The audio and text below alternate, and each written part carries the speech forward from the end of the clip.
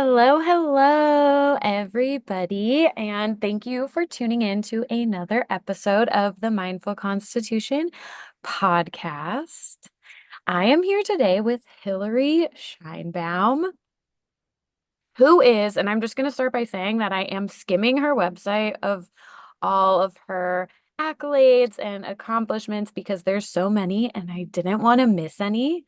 So let's dive in, okay? Hillary is a journalist, first and foremost, but she has created quite a few contributions to the sober curious space with her writing.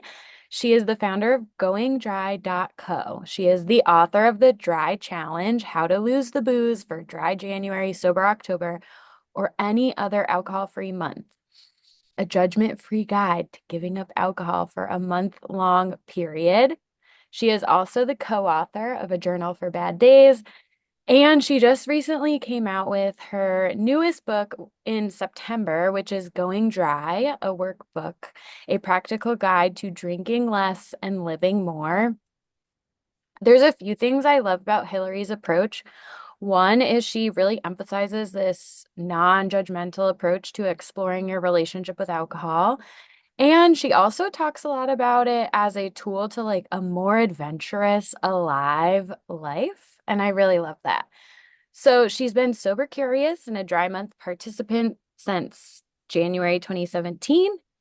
And she has been featured in tons of different places. So if you want to know what those are to explore more, she was in Market Watch's piece on non-alcoholic options on St. Patty's Day. The New York Times, which calls Mrs. Sheinbaum the Dry January MVP. She's been in Good Morning America, the Wall Street Journal. She's been in CBS New York, CBS Miami.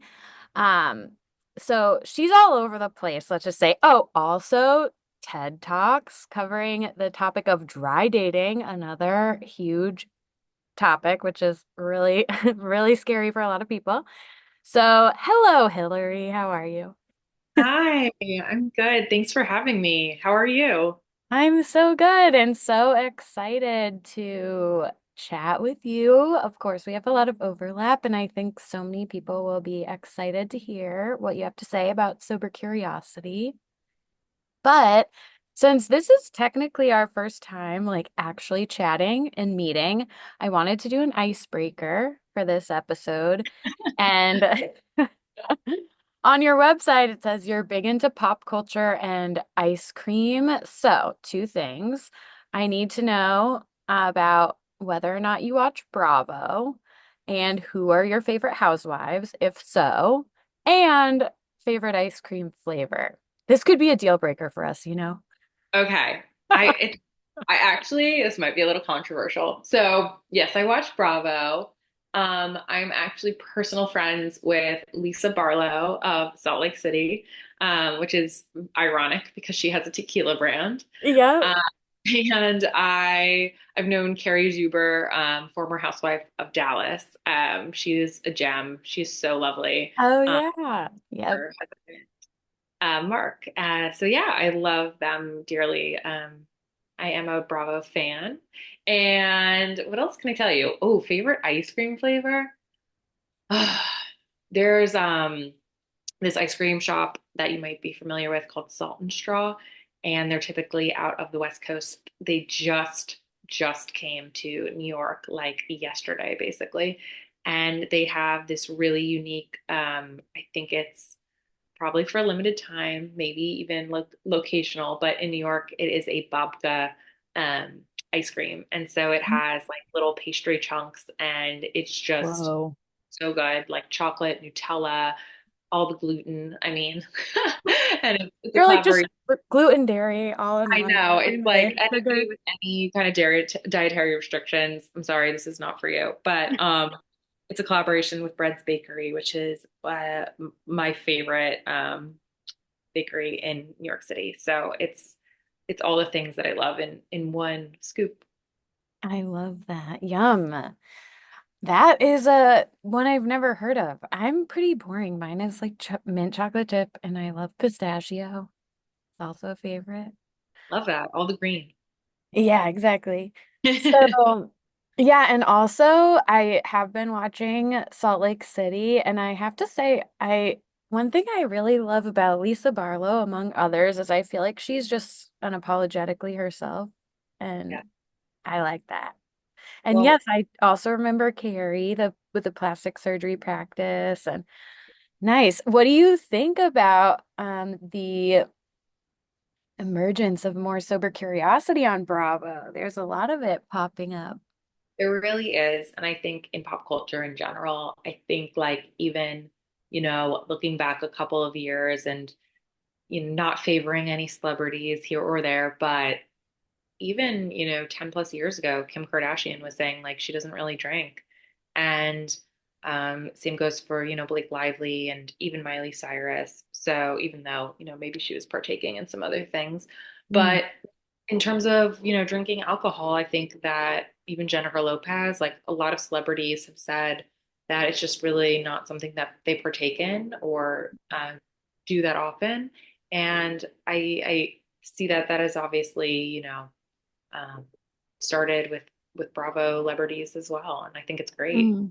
They have such Yeah, a platform and an audience to really touch. So I it's awesome. know.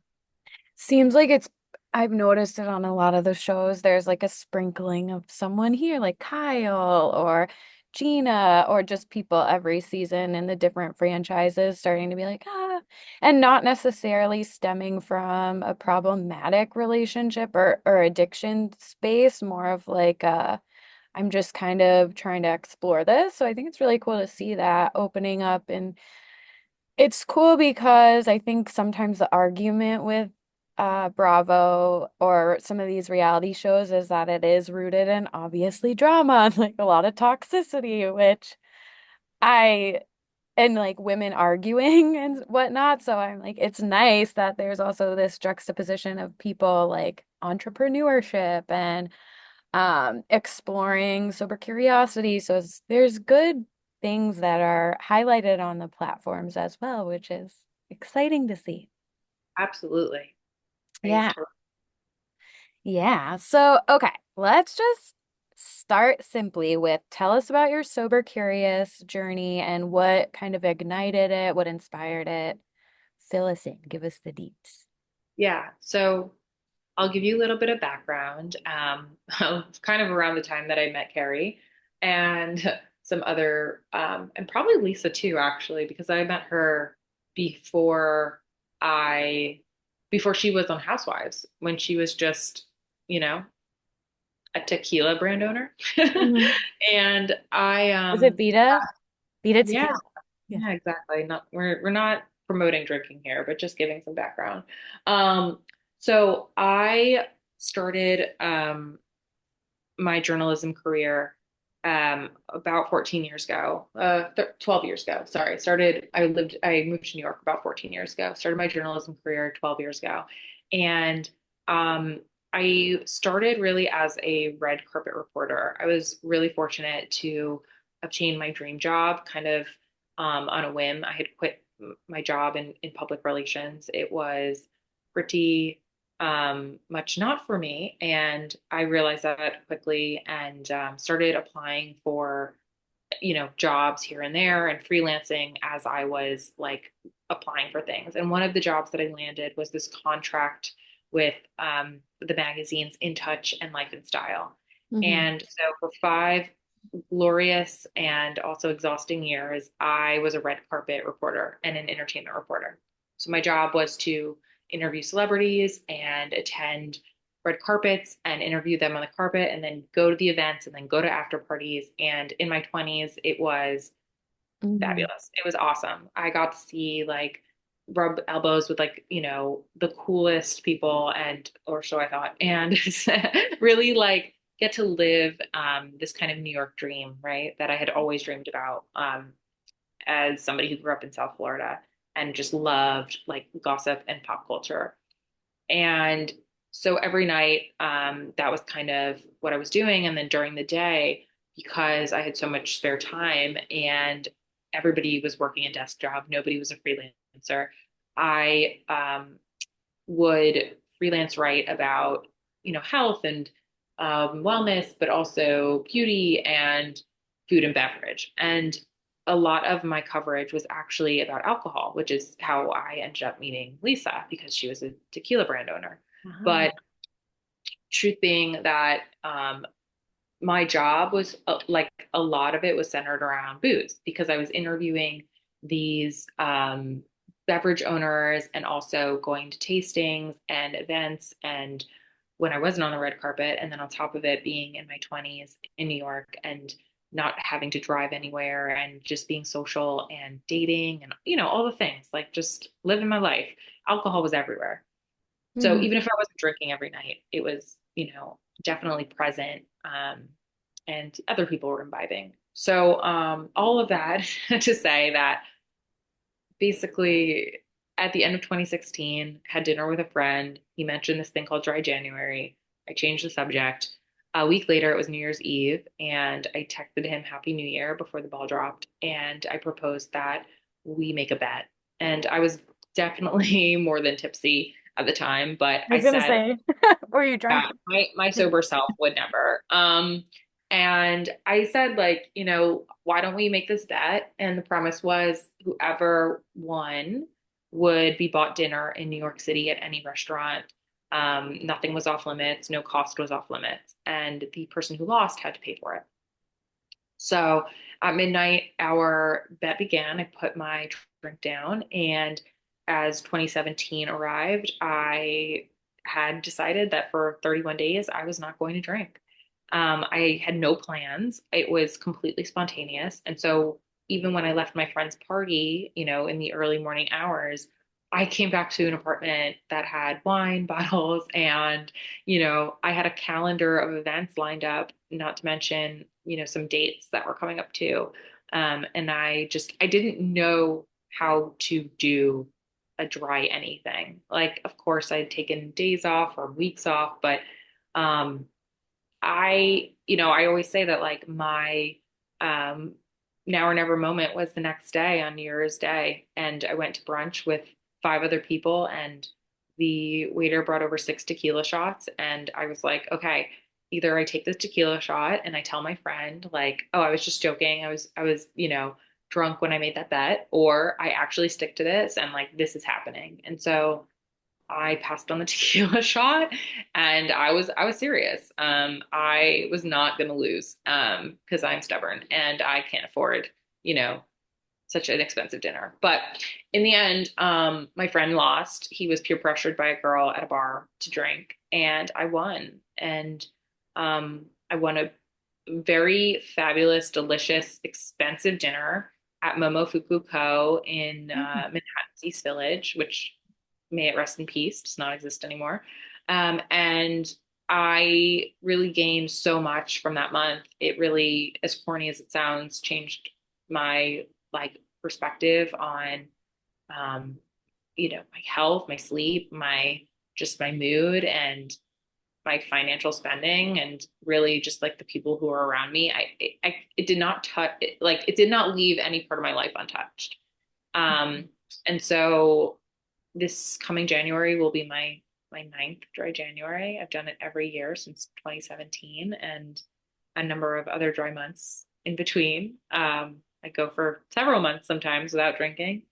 And yeah, to this day, my friend still will not bet me anything ever again. But I ended up dedicating my book to him. So I say that we both won. And he finally did a dry January, like year five, so or six. Yeah, So anyway, that stick is how with it, it. yeah, that is how it really started. And um, gosh, it's like looking back on it, it was such a silly, spontaneous bet that really just changed the entire trajectory of my life. I like ended up meeting my fiance like basically because of my book and my, you know, my career has changed so much. I don't really write about, I should say, I don't write about alcohol anymore. And since coming off the red carpet, I've obviously had some very interesting and wonderful opportunities at work, and it's crazy. I can't say that I completely 180 because I'm not. 100% sober, but I think in the grand scheme of things, my life is very different and Yeah. definitely more positive. I think it's really powerful to be able to share that too. Like, that's what sober curiosity is, right? And I've have been thinking a lot lately about like there's really no right or wrong way to have a sober curious journey because I think our society is so addicted to like the outcome or the goal instead of the process and sober curiosity. Like, of course, if you're physically addicted to alcohol or you're feeling a physical dependency and you're at the point where alcohol needs to be out, then that's obviously understandable. But for everyone else on the different parts of the gray area spectrum or just drinking in general, that process of exploration can be really eye-opening, regardless of whether you decide to drink at the end or integrate alcohol into your life or not. Just applying that consciousness and mindfulness and curiosity to like, why am I doing this? What is it doing in my life? How is it serving me? How is it bringing me closer to the life I want? Like all of those are such meaningful questions to ask and to help you gain a better understanding of yourself. And I think regardless of how you decide to move forward, it's such a gift to yourself. Yeah, and it's so interesting that you say that it's so much about like the process and not about the end result because I didn't have a goal. Like my only goal was just to like make it to the end of the month and people would ask me pretty consistently like why are you doing this? Like you're going to drink on February 1st, like what is the point? And I really didn't know. Like I didn't know what my end result was going to be. So I just kept on doing it. I mean, obviously the end result was me winning dinner, and I guess that was motivation to like have a bet. And if that works for people, I always say like you should do that. I definitely say you should recruit a friend, whether you're making a bet or not. But um, it really was like just moving through those 31 days and absorbing as much like information about myself as possible because there really wasn't this like you know end goal of like losing 5 pounds or like saving $1,000. I didn't have the pressure on me that, my entire, I thought maybe like I would, emerge on February 1st and be one of those like fabulous like wellness influencers that has like matching yoga sets and like has their life all together. But like at the end of the month, I was still me. And I just, I just felt better. And it was something that worked for me. So I've, continued doing it. But I agree with what you said. Yeah. Yeah, and arguably you have one of the most challenging jobs to embrace sobriety within, red carpet events, mingling with interviewing celebrities, socializing. So what do you say to people who feel like I have this event coming up or I have that event coming up when they're trying to embrace a dry month? Yeah, I think that it's definitely, it can be challenging. I think that a lot of these, social components that we're always participating in typically have alcohol available, whether that is a networking event or a date or even like a wedding. I think that there's such an emphasis on booze, but I think that for me, a lot of what helped me was first of all like having a friend, having somebody I could vent to who could relate and also like share, not just the lows but the highs as well, like how great we felt not being hungover or how productive we were being or um just explaining to somebody else who was like trying to convince me like to drink was just not it. But I think that also like having non-alcoholic beverages has been so helpful. I'm such a fan of, non-alcoholic wines like Freshenet and Mianetto. Even just like making mocktails like out of Olipop and knowing that there's like Mm. a beneficial like Yeah. digestive component, like just makes me feel like healthy and like I can enjoy, a spritz or something else. There are some really great like non-alcoholic spirits like Fluere. They have like a non-alcoholic mezcal and a rum and a gin and free spirits, which has like bourbon and Yeah, Three Also, Spirits, I love. yeah, and they Furious have Elixirs are one of my favorites too. I love those ones. They're so good. They really do like have the kind of notes of like the different cocktails that of they course. have a lot of complexity to them. I'm like, these are so good. One of them said that the descriptor was floaty. And my partner, he still drinks, but he'll drink mocktails with me too. And he's like, this really does taste floaty. Okay, that's so fun. I think that there's just so many, like the category itself has evolved so much, and I Hmm. think it's just getting better and better.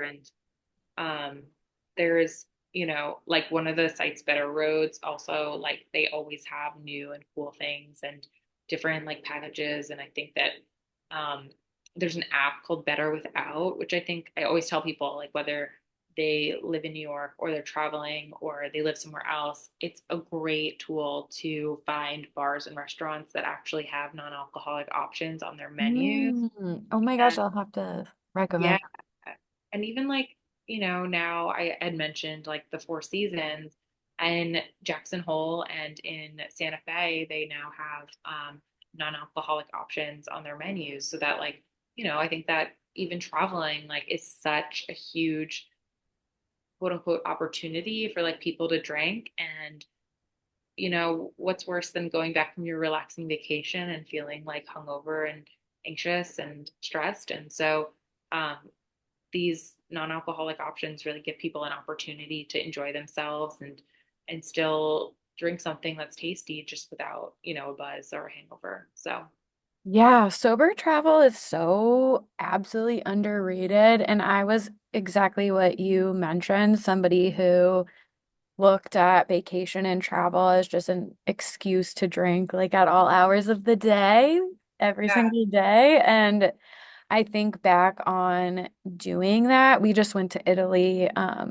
like a month ago with our toddler for a wedding. And I mean, it was harder traveling with a toddler than it was like yeah, not drinking wine in Italy, but I'm 4 years in now, so I've had some travels without alcohol so far, and just thinking of how much I missed when I was focusing so much on drinking instead of just experiencing the place I was and really immersing myself in being in a new location because you can really drink anywhere, and it's interesting. It's like thinking about how you can really be anywhere when you're drinking like that. It doesn't really make your trip very special or unique because you're not, at least for me personally, I wasn't as engaged in exploring the place I was and really taking it all in. yeah. I think it's so interesting that you mentioned like, and being in Boston and obviously in New York, like huge drinking cities, Yeah. and with travel, I'm sure as many other people in other cities do too. Like you arrive at the airport and somebody's like drinking and it's like 8 in the morning and maybe it's not for them. However, like I will say, you guys have a Chase Lounge. We have one at LaGuardia and I believe JFK as well. And they also like serve non-alcoholic cocktails now. Yeah. And so I just think it's so important. Like, I think for these venues to be more inclusive and have things like directly on their menus because I always say like you might have it in the back of the bar, but like it's so much easier for someone to point out and say like I want this than to like go out of their way and ask about something that may not exist in your kitchen. Yeah. So yeah, Or I just like feeling like that awkward attention on you, which I don't even care anymore about that. But early on, I definitely, it's like the less attention to your choice, the better. And absolutely.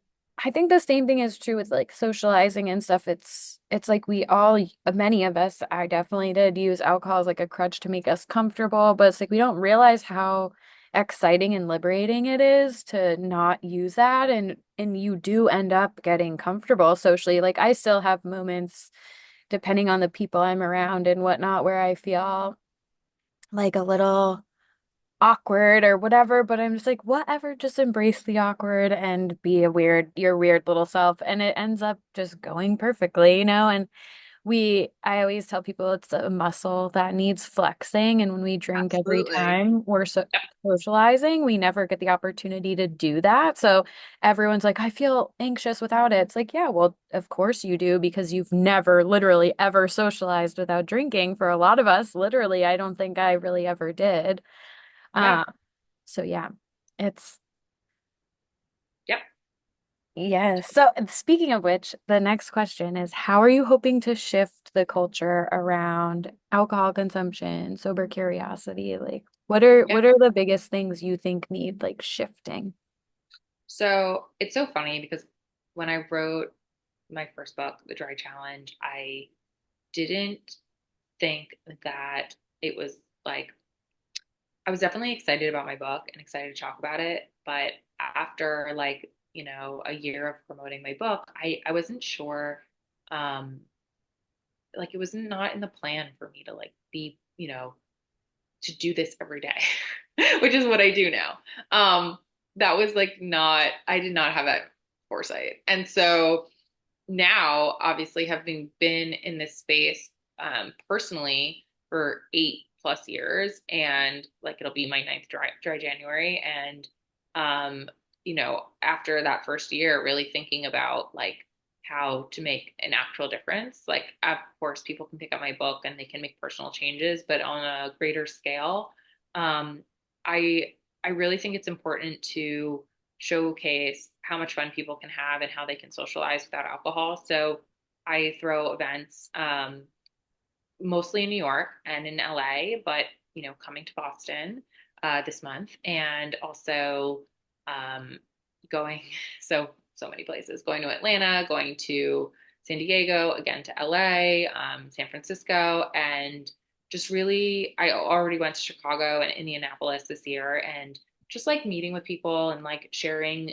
the things that I love. So, like for example, I will throw these like social gatherings, not just at non-alcoholic bottle shops, but also at like Barry's. And we'll do a workout followed by a happy hour, or sometimes it's, dinners with like non-alcoholic cocktails. And it's not necessarily sober individuals. They might be sober curious. They might have never even thought about sober curiosity, but it's just showing like you can still network and socialize and meet people, like have fun. You can live like your best life and it doesn't have to have that component of drinking. Because I think that so many people like default to like, let's grab a drink, whether it's, meeting a friend or a partner or a potential colleague. So throwing events is a big thing that I do. I also help, um, bars, restaurants, and hotels curate non-alcoholic menus so that people have the opportunity to see something on a menu that looks tasty. They might not even realize it's alcoholic or non-alcoholic, Mm. or maybe they're looking for something alcoholic and ask about it. I think just getting it into like people's faces and like in their line of vision is just so important. Even if they're not like, ready to jump 100% in, I think like just showing people that there are inclusive environments and that it's okay to like opt for something else is um become like a big goal of mine. So Yeah. yeah, I hope it's making some people's lives, for a better life. Yeah, absolutely. And it sounds like really just kind of everything from providing people who are already sober this feeling of acceptance and inclusivity, all the way to people who may not even have heard of sober curiosity. It's planting a little seed on their radar. And I think that's really awesome because so often we just don't even, when we're not considering like our relationship with alcohol, it's not on our radar. Maybe it might be causing some issues in our life, but not really. But we see, normalized as drinks is the kind of go-to, and just having that alternative in existence for people to see and draw awareness to the fact that I do have a choice, actually. Like, I don't have to drink at every social situation. Even if I want to drink at some of them, I can, if I'm not in the mood that day, like, it's not weird not Yeah. to. So just normalizing that option for people is so good. And yeah, I think that's beautiful. Yeah. I think also like it's important to note that until pretty recently, like people thought that drinking, a glass of red wine or having, some bit of booze was like healthy. And obviously the research is predominantly saying that is not the case. So I think it's also like reframing people's minds around, the art of gathering and also just what it is that you're consuming, especially like post in a post-COVID world. Like so many people are really focused on longevity and their immunity. And I think that alcohol gets a pass in many ways. Right. When it comes to like, okay, but we're like celebrating and it's okay. Like it's just like one or two or a night. And, just being more aware is always, I think, beneficial.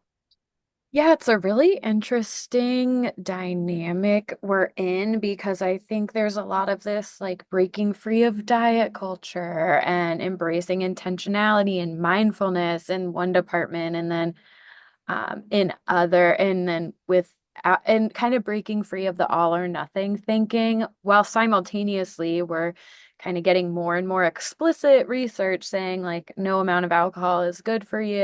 And so how do we present that in a way that feels digestible to people while being like, you're not a bad person if you choose to have a drink here and there, but just like doing it with an awareness, doing it with this eyes wide open kind of knowing, and also creating more space for people to get curious. And it's really what I try to do for clients too, is creating this space where they can come and explore their relationship to alcohol, like we kind of talked about earlier, without any end goal in mind. Like, I'm going to stop drinking, or I'm going to drink exactly this much, or, just giving yourself the permission to explore this and see, maybe alcohol is playing more of a role in your life than you thought, or maybe you feel like it's not really affecting your life that much, and it's in a nice space in the peripheral where you get to enjoy it, or what have you. So just that spirit of exploration. But yeah, it's interesting because you do see a lot of like everything in moderation, and then sometimes with alcohol I'm like, well,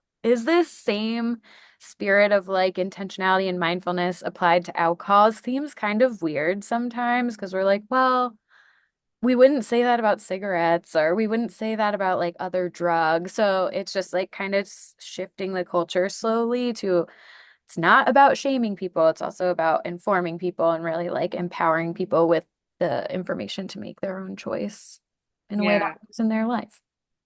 Yeah. It's so funny that you mentioned that because I remember years ago, I mean, I'm talking like 10 years ago, maybe less. I don't know. It seems like 10 years ago at least.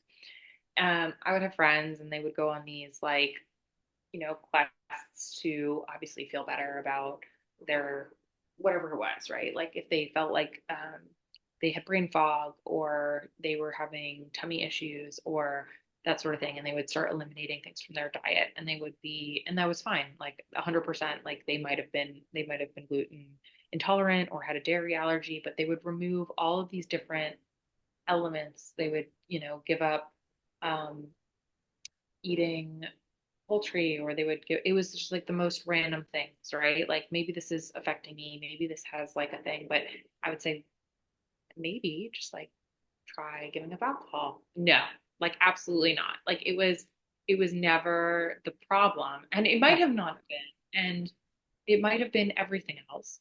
But we still don't know because it was just not an option for so many people. Or they would say, okay, well, I didn't drink every night this week. And at least for me, like I during my first dry January, it was very evident that it didn't make a huge shift for me until probably 10 days in. Because, like, of course, I'd said, like, I'd gone a week without drinking before. I'd gone, a couple days or a weekend, and just having 10 days of like zero alcohol and also like no hangover foods, no like, other remedies that were like taking place in my body. It gave me the like enough silence that like I could understand like how it was affecting me.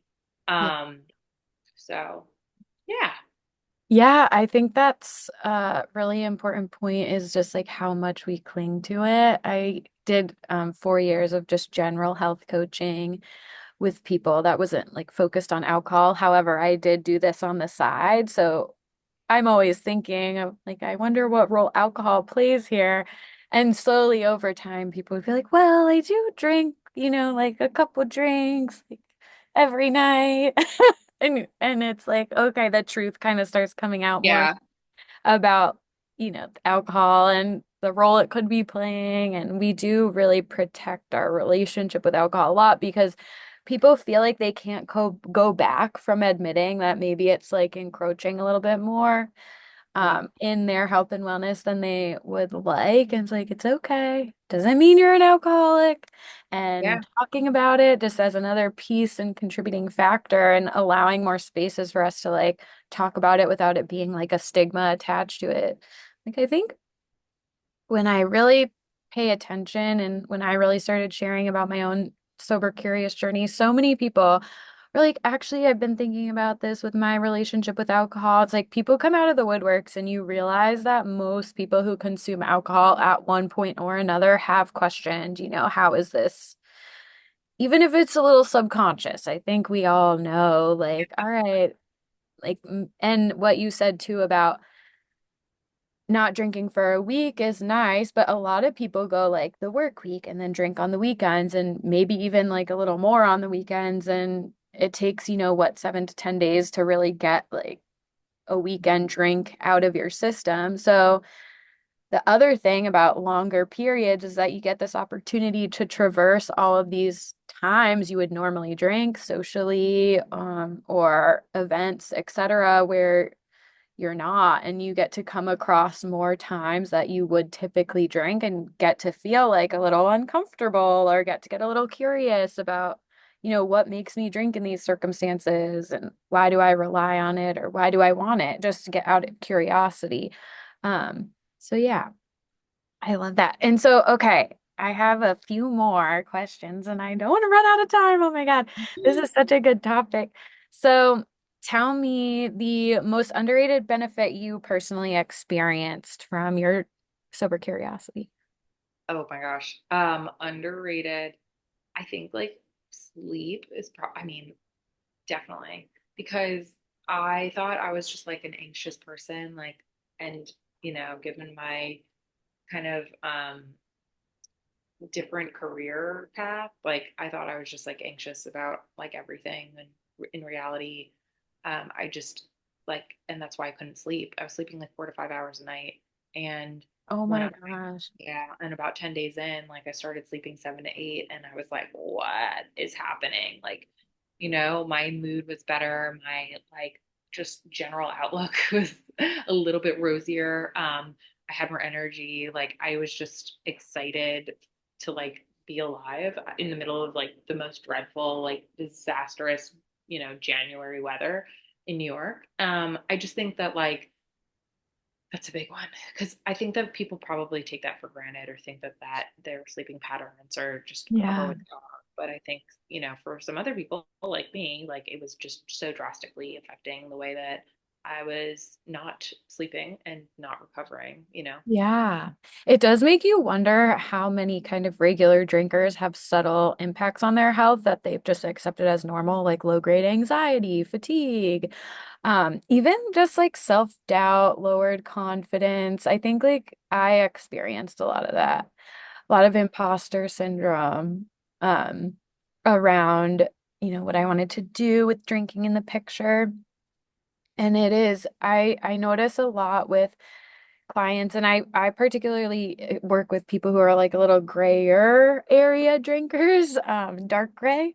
And I think one thing I see a lot, and I actually noticed in myself too, is when I stopped drinking, I actually became so much more tuned into like the subtle cues of my body and connected to them. Like, whereas when I was drinking regularly, I think I just kind of always felt a little shitty.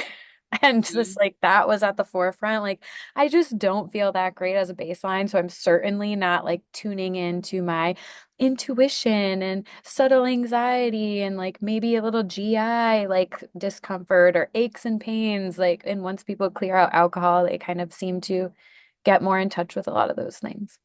Absolutely. Yeah. I think also like I know we're like pressed for time, but even with dating, like subtle things that like you might have just not noticed in the person sitting across from you or within yourself, like you might have suppressed like some red flag, like, stuff that you were just like, oh, I'm just envisioning this like differently or like, you know what I mean?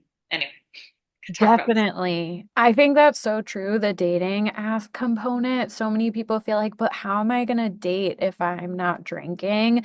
What am I going to say to people? And then when you get honest with yourself about it, it's like, okay, if this person doesn't want to date you because you're not drinking, is that something you would want to look past to forge into a relationship with them? It's like your first red flag that you're ignoring. Like, what kind of start is that? We'll see too, like eventually you're gonna spend time together and you're not gonna be like drinking. So you might as well like just bite the bullet and like start from the beginning, like, hey, like let's get past this awkwardness and Yeah. um see what we have in common. Right. I always say alcohol-free dating is a top-tier vetting process because if they don't like that you don't drink, that's vetting them out right away. And if Ah, they're, yeah, bye. And so that speaking of that, I kind of wanted to ask about that because obviously you mentioned Lisa Barlow and her being a friend of yours and having an alcohol line. And I think one thing a lot of people are concerned about is how is this going to impact my relationships with people who drink? And so I want to hear, how do you navigate your own sober curiosity and your, especially because I'm sure you have tons of relationships in the industry that you're in that drink or own brands of alcohol. Even some of the yeah. celebrities you've mentioned that don't drink, Blake Lively, J-Lo, I think they also have alcohol lines. So, tell me more about how you personally navigated relationships and any challenges or tips you have for people who are hesitant about that area of their life. Yeah. I mean, even my sister-in-law is in the booze industry. My future sister-in-law, I should say. Yeah.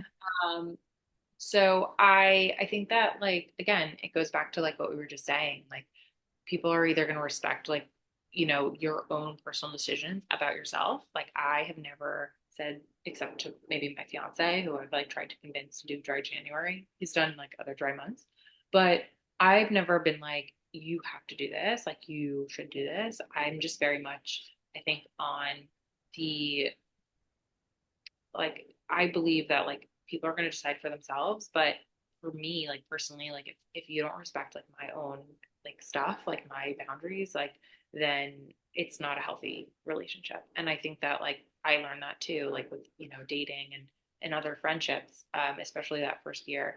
If people were really like questioning me or like giving me a hard time or telling me like just have one, I was like, I don't know like why I'm our friendship shouldn't be like this. Like, I think in terms of like work and stuff, at this point, people know that like I'm probably not gonna drink, even if I'm, if it's not October, if it's not January, if it's not like my a sober designated month.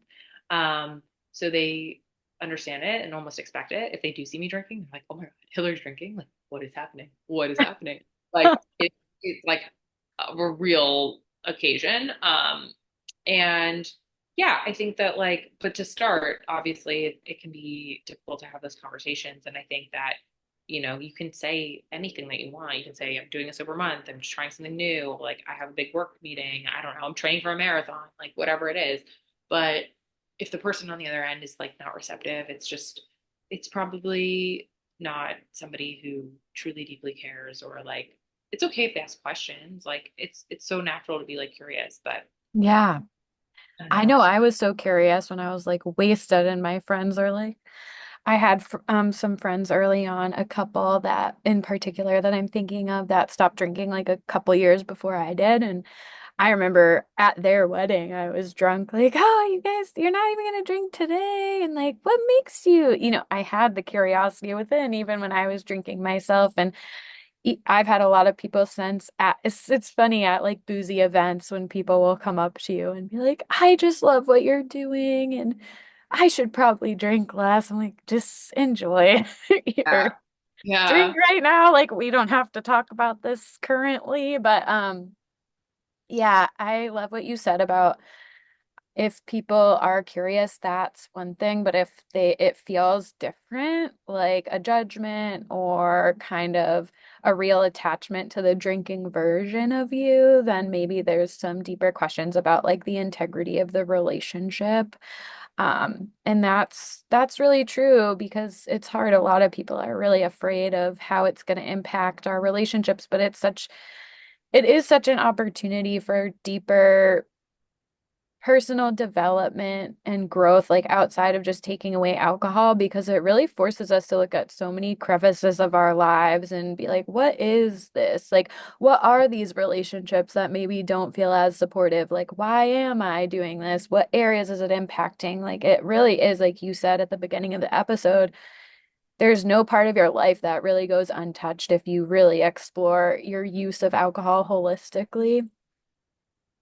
Yeah. So, yeah, it can be eye-opening, but then it also a lot of times some of the relationships that maybe drift away is like you kind of attract new and different, and it's really cool to see that evolution too. So, but it's funny you said that when you do drink, everybody's like, "Oh my God, does that feel weird for you now that there's so much attention placed on you when you are drinking?" Kind of. I mean, I think people are just like just confused. I don't know. I get it. I feel like it's the same reaction that I used to get when I wasn't drinking. Like when I was like I was actively writing about booze, and then people were like, "Why aren't you drinking? Like, what's happening?" And now it's like the The quite. reverse. So I'm not like not used to it. It's just the situations have changed.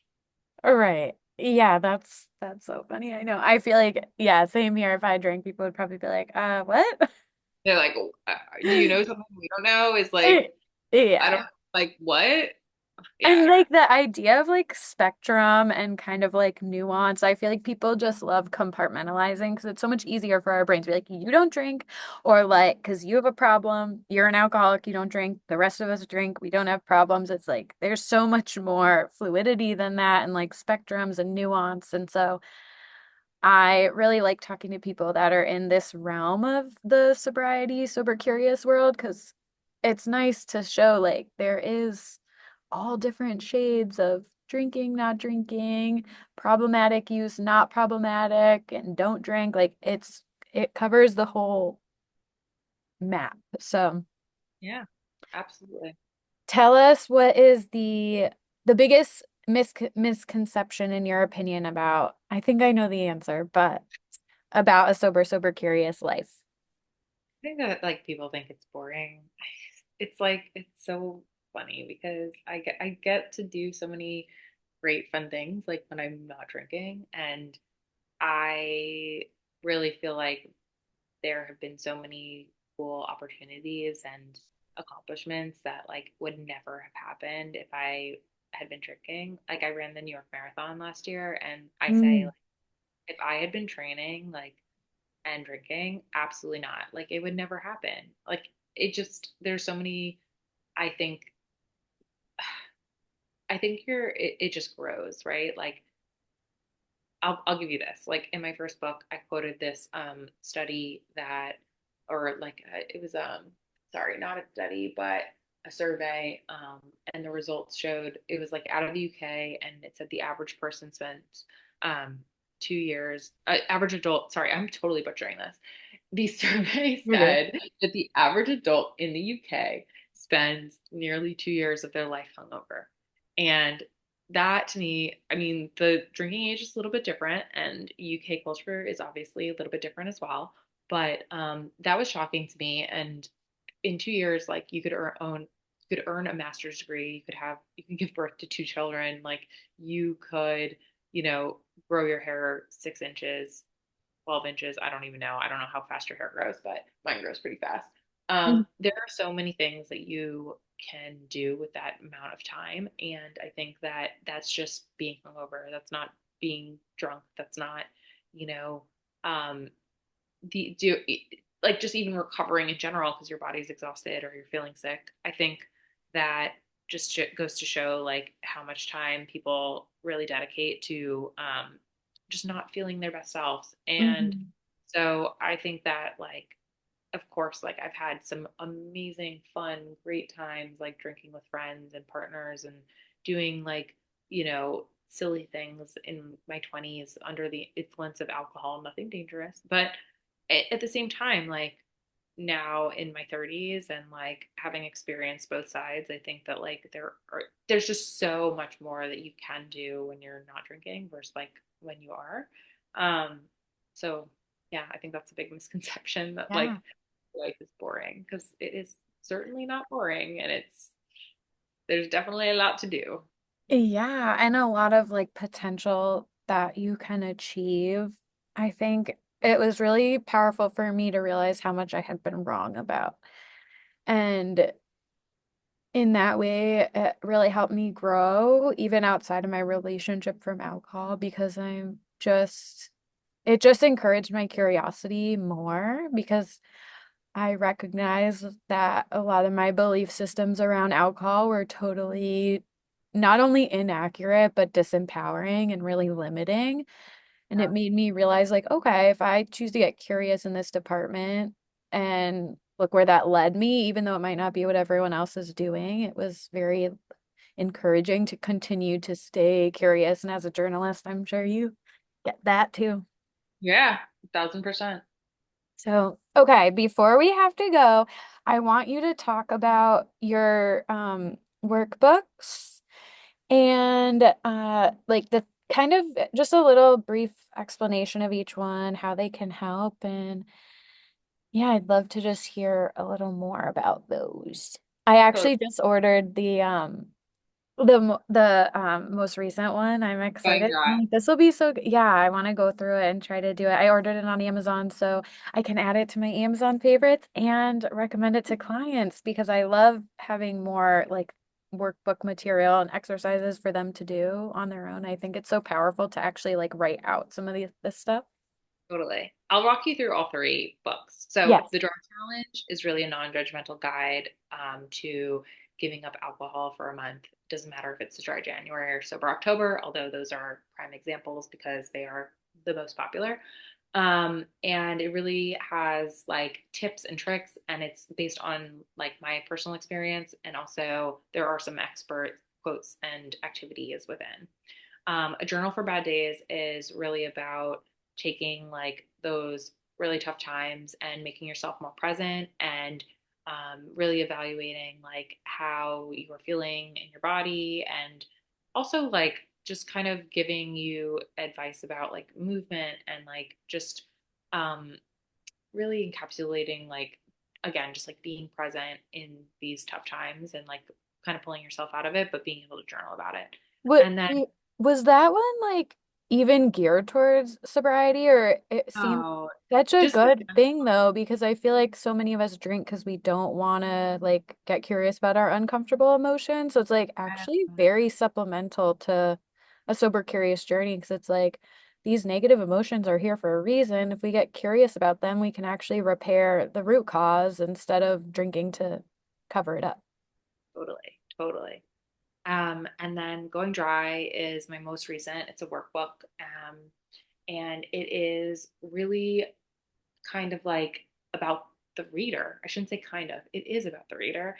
Whereas the first book, The Dry Challenge, was really like not prescriptive. It was definitely like telling people like this was my experience. This is also these are options about like how to do a dry month. Going Dry is really an opportunity for the reader to like take notes, like journal, also like write down, how they're feeling on a day-to-day basis because I think that even during like a dry month, you might end the month and be like, yeah, I feel good, I feel better, but you might not realize like the incremental change that happens between like day 1 and day 5 or like week 1 and week 3.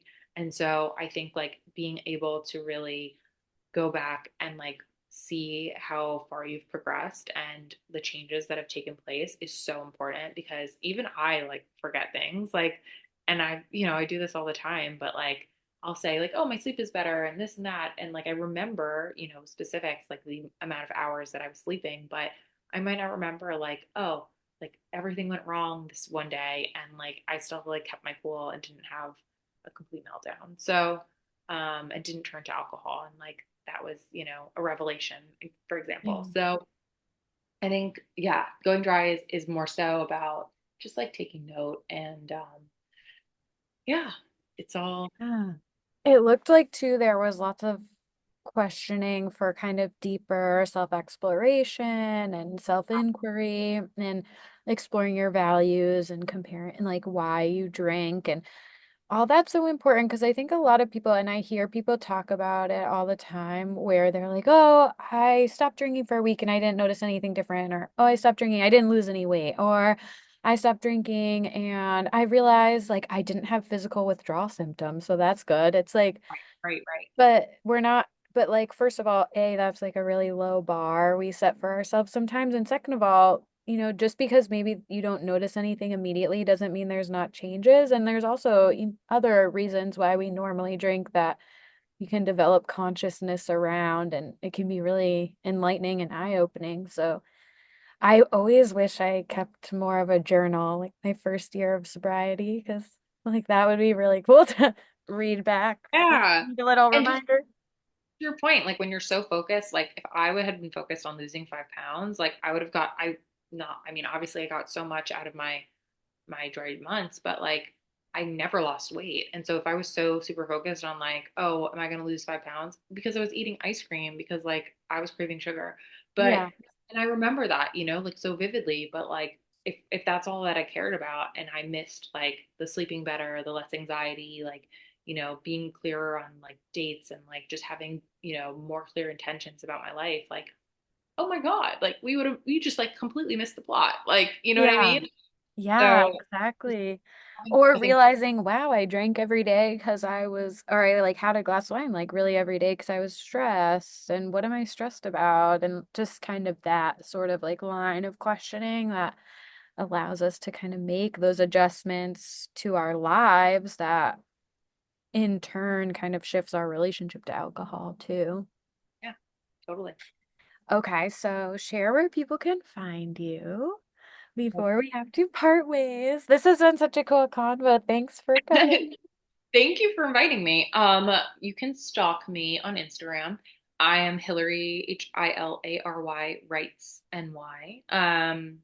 Also at goingdry.co, and that's on Instagram and online, and hilarysheinbaum.com. Um, Yeah. yeah. I do you know Absence of Proof? Yeah, of course, Elizabeth. Yeah, she was my like very first podcast episode, and it's just funny because I'm like, oh, you kind of do the same stuff.